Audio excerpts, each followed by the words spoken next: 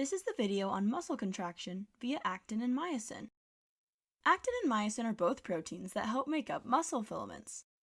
Actin, a spherical protein, forms the thin filaments, while myosin, which contains projections called myosin heads, make up the thick filaments. At rest, tropomyosin, another protein, wraps around the actin filament.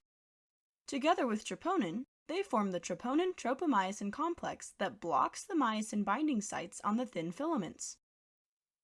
When an action potential is sent via chemical signaling at the neuromuscular junction, an influx of calcium is released into the sarcoplasm from the sarcoplasmic reticulum. When Ca2+ ions bind to troponin, they make tropomyosin slide away from the myosin binding sites on the actin filaments. This is the step in muscle contraction that made scientists coin this mechanism the sliding filament model.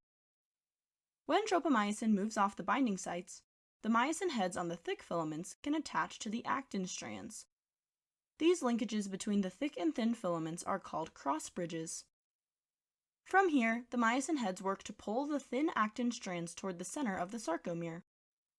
This is another contribution to the name, as the filaments tend to slide past each other. However, myosin has a problem. Because the heads are short, myosin can only move the actin filaments a short distance.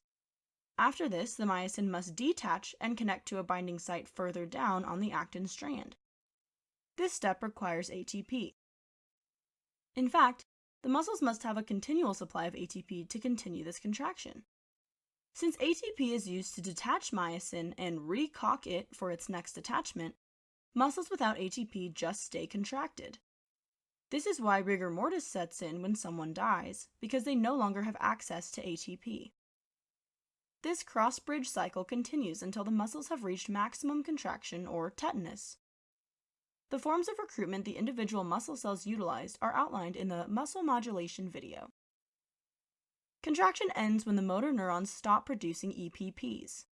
The lack of acetylcholine coming into the muscle promotes the active transport pumps to shuttle Ca2+ back into the sarcoplasmic reticulum instead of sitting in the sarcomere. Without the calcium ions keeping troponin at bay, the troponin-tropomyosin complex reforms, effectively blocking the myosin binding sites again. This makes the filaments slide back to their original positions, lengthening and relaxing the muscle.